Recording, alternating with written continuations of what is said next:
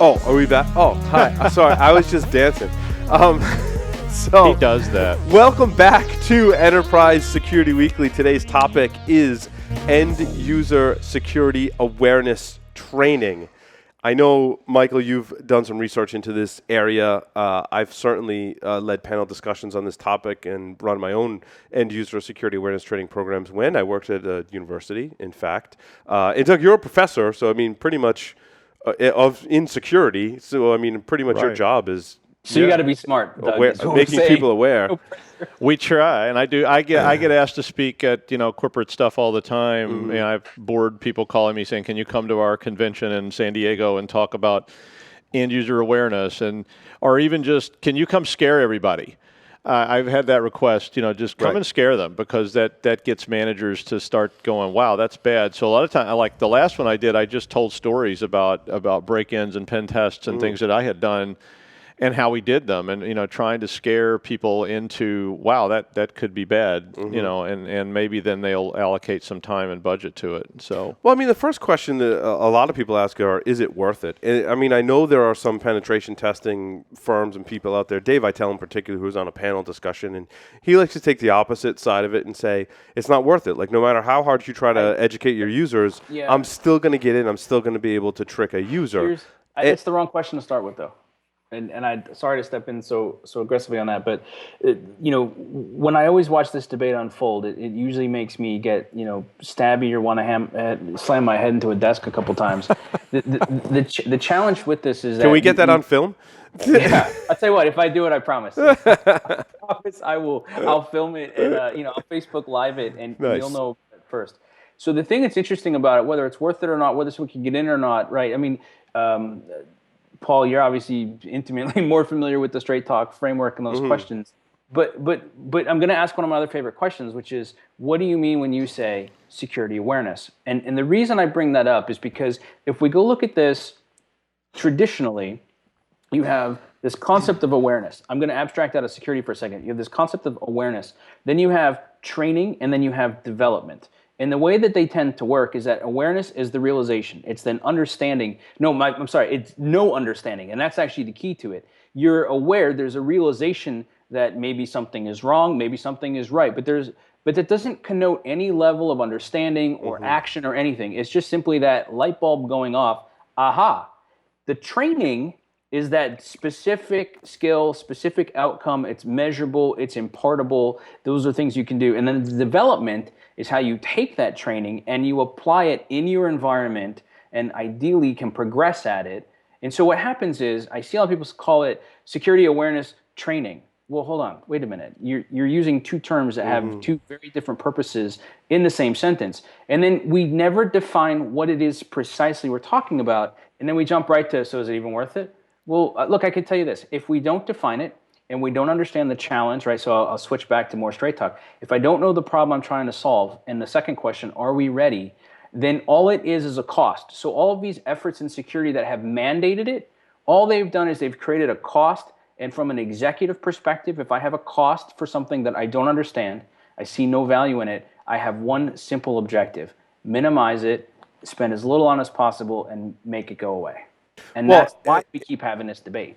What I think is important, Michael, what I take away from that is, before we decide whether it's worth it or not, we have to define our goals. What are our goals? And I think that Dave Vitale and others, they see the goal as, if you're going to train your users, they should be able to prevent themselves from falling into every trap and never getting compromised. And that's not the goal, right? The goal is to minimize, to educate as many people as possible, in my opinion, and create a culture that surrounds security. Because not everyone needs to be the person who doesn't click on a link, but if there's communication and general awareness, your users talk to each other, your users have experiences that they share with each other, and it participates in the culture. Is this going to stop every attack? No. Is it going to help your security of your organization? Yes. I just want to point out something else that you just said, and forgive the fact that this sounds like nitpicking, but we went right from awareness to training to culture. Right.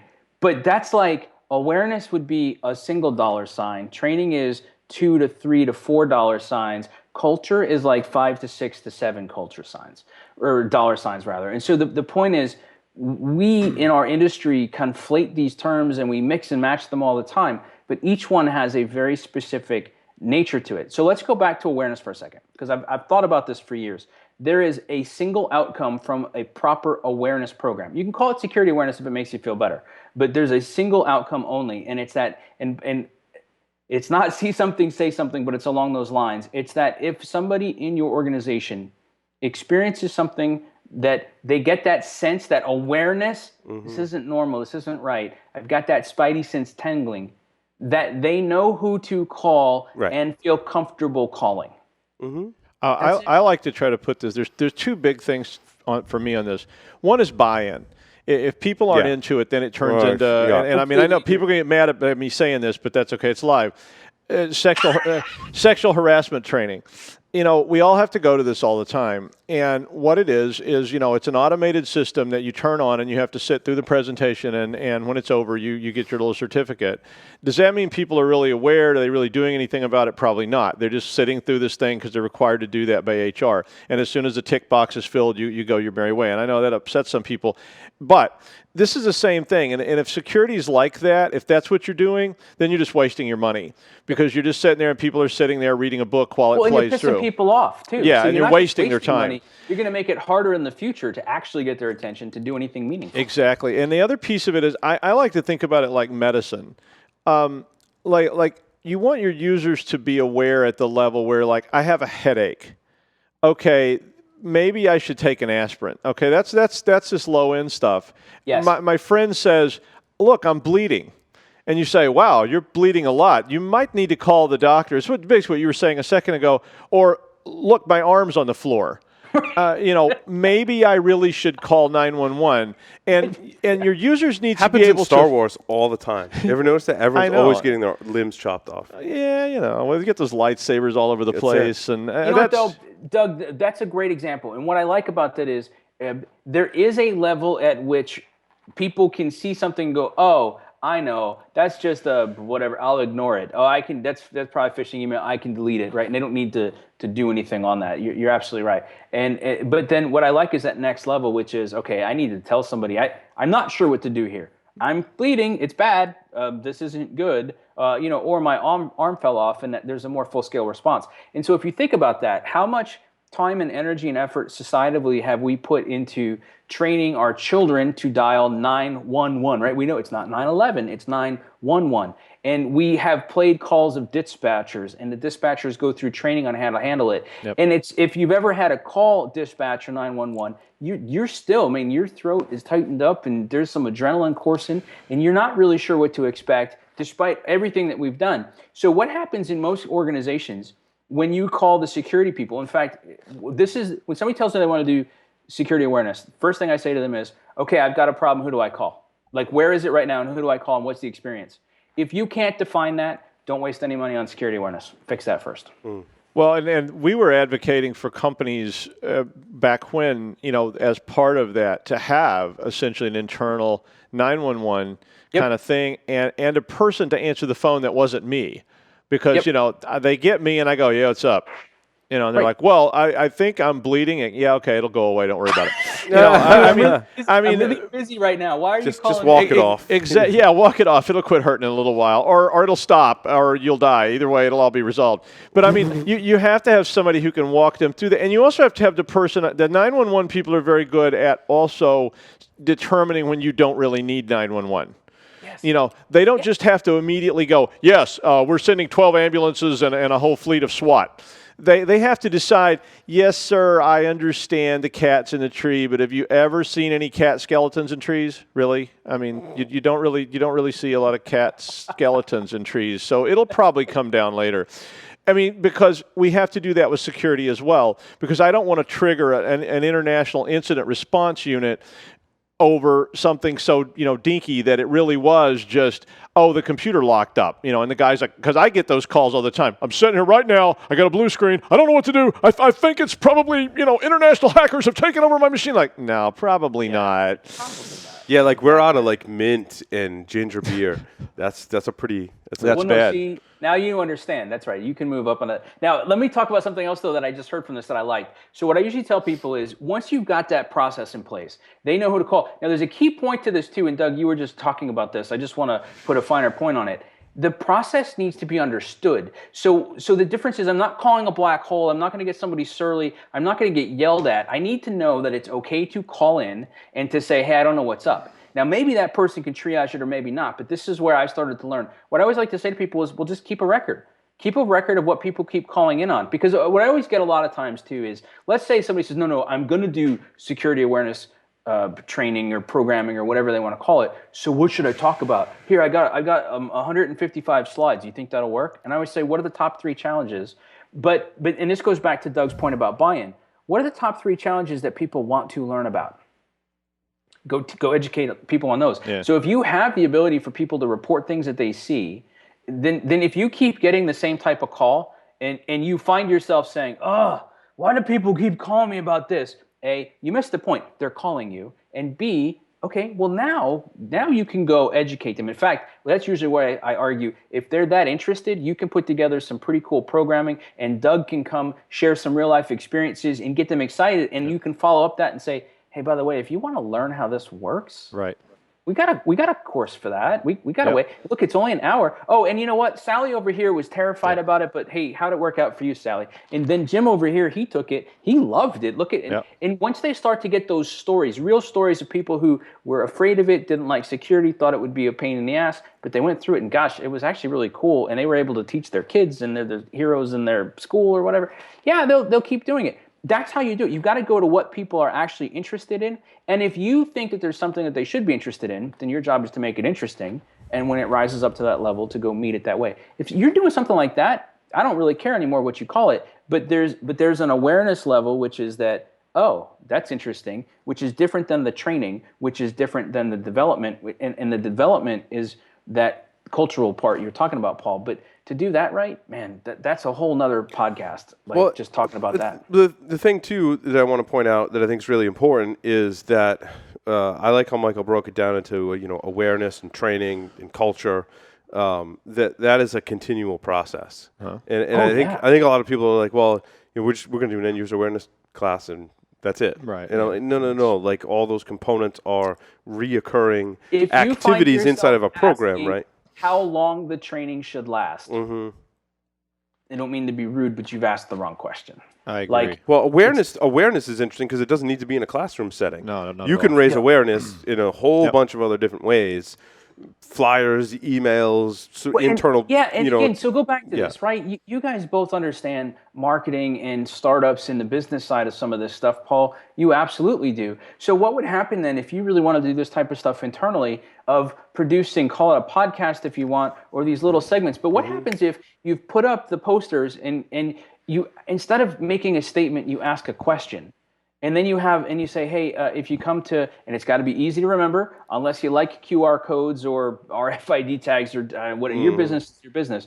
But don't make the statement. Ask the question in a way that makes them want to go get the answer. And then instead of being like, okay, now that I got you, let me lecture you using a lot of jargon and crap you don't even care about. They get a video. It's a 30-second clip. There's a little download that they can have. And oh, by the way, there's this 5-step game. And at the end of the game, they've earned a token. They get a pen. They can do whatever. I think a bunch of ways to really think about this. That's not a training class. It's not required. Mm-hmm. And then you can measure the hell out of it, and you can figure out what's working and what's not. You can completely change the profile of it. Now, can a Dave Attell still break in? Yeah, absolutely. Is the likelihood of somebody, though, detecting something arrive faster and calling you quicker? Yeah. Yeah. Mm-hmm. Yeah. It reduces that notification time. Think about this. When we talk about threat hunting and stuff, Paul. If you have your entire population of colleagues willing to call you the moment they see something that's awry, and after an initial break-in period, you as a company start tuning for the things that are really not right, that's like free intel, right? Yeah, absolutely. And I think a couple things. I think there's some very pointed things about end-user awareness training that from like a penetration tester's perspective that absolutely have to be addressed, right? People clicking links, attachments in emails, piggybacking physical security and USB thumb drives. I should say not thumbnails, USB thumb drives, which is just like really basic OPSEC for a lot of us. But those are like, to me, like the core things that can really help an organization in terms of these programs. I also, from my own experiences, when we've done penetration tests, right, and you go in there, and whether that is email phishing, right, because that gets more difficult because, well, now they've seen it before, like, and we got to get more creative each time, which is good. It raises the bar, and I think that's an important aspect of it. But also, on the physical side, I just want to mention that, we've had a tough time when we've done a physical penetration test and we've exploited some person. I mean, that's really what it comes down to in a physical pen test is in social engineering, we've exploited a human being.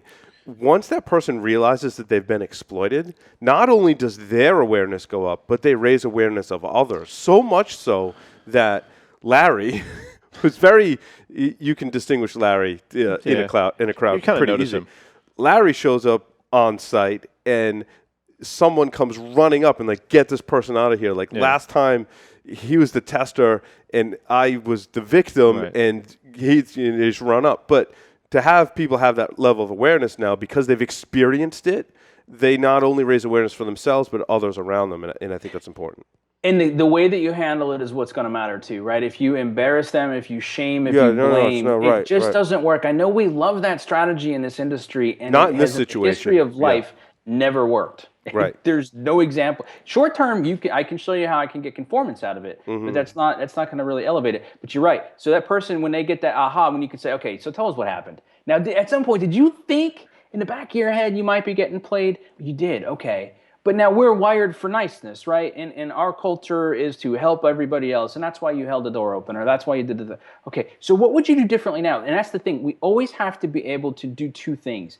Let that person come to that realization of what they would do differently. And then if they nailed it, say, yeah, you got it. That's exactly what to do. Good job. Okay, so I just want to recap for everybody listening. The thing to do is boom, boom, boom, and you put that through. Or if what they did was okay, but not exactly what you would like everybody to do, say, that's a really great strategy. I love how you've learned that. So we've done this with a lot of people. Let me tell you the basics, right? When I look at it, I just want people to know that they can do three things. So like, for example, if we say to somebody, look, don't put a USB drive in their computer. They always go, right, okay. But we never told them why. Oh, we did, right? Bad things will happen. Okay, cool. And even if we gave them a full demo, so they need to get a file from A to B, how are they going to do that? If we don't give them a solution that works to solve that problem, they're going to go, wow, those guys probably overhyped it. And I got a port right here. Okay, let me just put that in. Well, can I inject how I talk about that? Yeah, please. I like to talk about Occam's razor a lot because security is always a continuum, and there's always going to be this Uber hacker out there in the world that's going to get you. I mean, they're going to get all of us. I mean, we're done. But I try to get people to get to that sort of paranoia level where you just stop and think. So when I talk about that, we try to throw an example out there and say, okay, yeah, here's a flash drive laying in the parking lot. What do you think? And then, it's not just, well, don't do it. It's about, what was the result of that what was the outcome at the company? What was the problem? But then always just think about what's the obvious and stop and think and just count to three. I always tell before you click the link, count to three. Before you stick the USB in the drive, count to three. So if it seems like a problem, it may well be. There you go. And that's the Occam's razor, of the whole thing. And for that low level user awareness, that's where I like to keep it because I can't get into talking to them about what high-level Uber hacker type people are going to do to them because you can't tell those stories without it becoming very complex and convoluted. Yeah, I was going to say, think about the amount of buildup you'd have for that. You'd need to have like 2-level courses, Doug, before you could even get to that discussion. And again, I try to talk about it in terms of medicine too. It's the same kind of problem. It's like, so you go out at the front door and the stairs are slippery. They're covered in ice. Well, sometimes you will fall down those stairs and that sucks and you'll need medical professionals to help you. But if you just stopped and counted to three and said, wow, those stairs are covered in a sheet of ice, maybe I should do something different. I'm going to go put my skis on and just huck the whole thing, but or go back inside. Which and, you still might need medical attention after that. Well, but then it was of your own volition. That's right. So it's like, once you bring it on. Well, and go back to it too. So let's say somebody dies. I love that advice. So somebody looks at it, they count to 3 and they go, yeah, this might not be the best thing. Then I want them to know that there's somebody they can call. Absolutely. Without judgment and Yep. say, hi, I got this USB. And now that I've been thinking about it, the guy handed it to me at a trade show. You guys told me that's something I need to be worried about. Should I be worried? But then instead of saying, dude, why the hell are you calling me? Like, we have to be prepared to have an answer. Or say, I don't know, let me help you. And what if like the keg of beers at the bottom of those stairs? Well, yeah, then you got to. But that's where I go to my tier 2 guy. That's not my IT guy. That's not my security professional on the other end of that line. That's where you call the walk-in clinic, and there's a nurse. Because I like, doctors are notorious like for being uncaring and all kinds of things, with their patients, and because doctors are like IT people, they know all this level of detail, and they go, yeah, I'll just stitch that up. You might lose that arm, but and that's why. I would be a surgeon or something. But you got that nurse that you call on the other end of the line who's not going to judge you, and you say, it burns a lot, when I... And that person says, well, here's what you probably need to do. And so, yeah, just like you said, so if you've got that person on the other end... If you ever worked in the medical profession, I do not ever want to be your patient. Let me just cut that off there. Like, it won't hurt anymore. It burns. It might fall off, but you'll live. It'll be fine. If you don't, you got resolution to your problem either way. But I love the idea that you pick up the phone or you go to a site and you could type it in and non-judgmentally say, I found a flash drive in the parking lot. It says free tacos. What do you think? And that person go, that's a really bad idea. But I tell you what, why don't you bring it down to my office? I'll take a look at it, and we'll see what we find out. And then they can be the middleware, and they can report it on up the stream to the surgeon and go, we got this thing. Right. It's really bad. Then that person's not embarrassed, and that spreads, and they go, yeah, I found something. Just take it downstairs, and then that guy will tell you all about it. They're super helpful, and while I was there, he gave me a tip for my iPhone. And these guys are great. They're so helpful. And they didn't cut anything off. Well, not this time. That goes back to your part then, Paul. That's how you start to build the culture. Yeah. What Doug's describing, I absolutely love, is it doesn't all have to be owned by security. We can kind of push it out, and people who are good at different parts of it, they get to own it. That's their thing. Celebrate that. But when it rises to the level that it needs our attention, we're there. We hop in. Oh, I got another good analogy for that. That middleware person is my neighborhood cop. So this was this old school thing where everybody in the neighborhood knew the policeman that did the beat. And if you saw something weird, you could go ask him, no judgment. You say, hey, man, there's that guy down the corner, and he goes, yeah, he's a salesman, don't worry about it. Or yeah, I don't know, we don't know that guy, we're going to check it out. So I'm going to keep that one too. Okay. Closing thoughts on end user security awareness training. I guess it makes me feel better to say security, Michael. I don't know.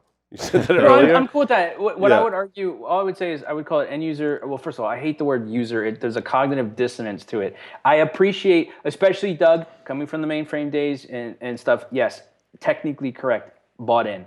But if we keep, I don't know. I just, if you just call it security awareness, I'm good. If you call it security training, I'm good. If you call it security awareness and training, I'm good. Security awareness training, my brain goes into some endless loop and it just wants to shut down. I think I'm the same way. I mean, I guess my thing is we're all users ultimately. Mm-hmm. And I buy into that. I agree. But I don't think we need the term because we're all needing to be aware ultimately as well. So I'm pretty good with that security awareness idea. I think we've got to do more about this, but we also need to change our culture of it, which has been this, I'm security. Bingo. You are under my control. Do what I say. And and that's been a problem, and we need more. We need a nurse, we need a neighborhood police officer, or whatever, to come in and intervene between the surgeons and the people on the other side of the knife who are saying that guy was mean to me, and then he lopped something off my body, and You're all about amputation today. I couldn't help myself. Oh, boy. Well, I thought it was a great discussion. I want to thank Doug and Michael for appearing on Enterprise Security Weekly. Again, thanks, everyone, for listening and watching. And we'll see you all next week on Enterprise Security Weekly.